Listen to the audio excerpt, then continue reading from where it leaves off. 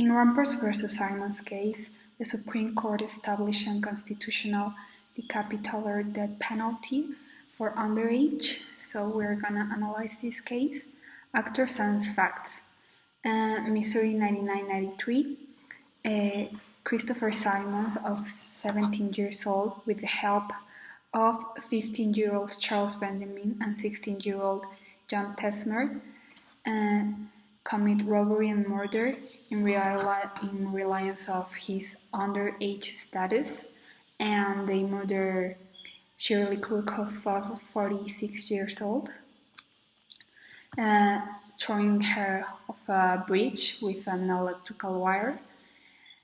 He was charged with first-degree murder, robbery, and kidnapping and theft, and his partners were sentenced to life in prison without parole. Original lower court sentence. At first, Simmons argued the lack of representation by a counsel, which he asked, his age, impulsivity, among others.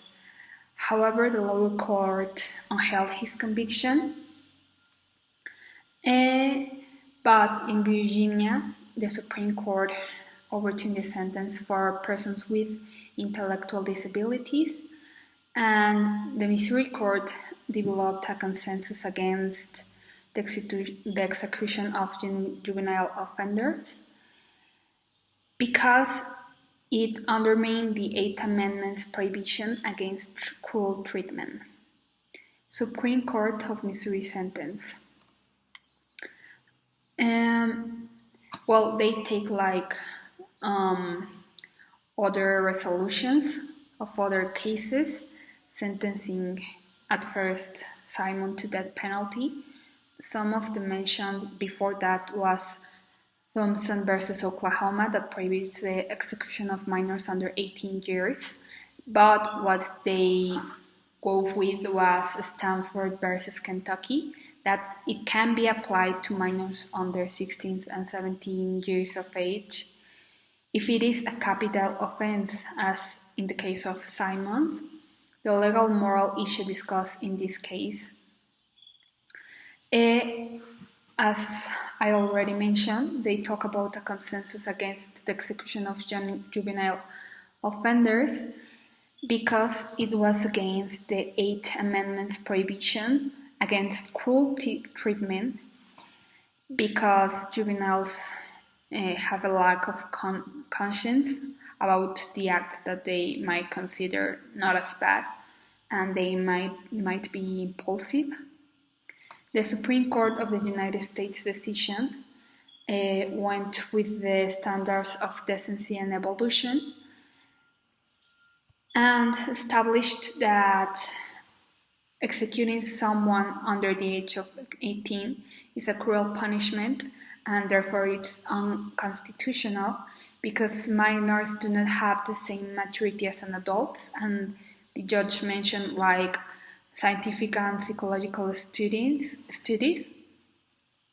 and also they take into account what other states have mentioned, annulling or reducing death penalty for underage. So finally, they also mention the United States Nations Convention on the Rights of the Child, prohibiting death penalty. My decision, if I was the judge of this case, according to the working theory and legal anti-positivism, lies not only about rules of strict application, since moral principles are elemental in judicial decisions. In this sense, although the death penalty is aimed at capital crimes such as the committed by Simmons, it must take into account not only the rules of the country but also its moral principles, since both must form a chain of principles in the resolution taken, and the rule cannot be applied in a merely strict manner and without taking into account the general panorama of the case. So, the moral values of the country must be considered, and as we already see, many states went against the penalty for underage because they see this penalty as a cruel treatment and it violates the rights of the child and also the Eighth Amendment. And it has been proven scientifically and psychologically, and also, it has been proven that minors can have a lower mental maturity than adults. So I consider that the Supreme Court's resolution was in according to the workings theory, and I'm in favor of it. And sorry if my English wasn't good enough.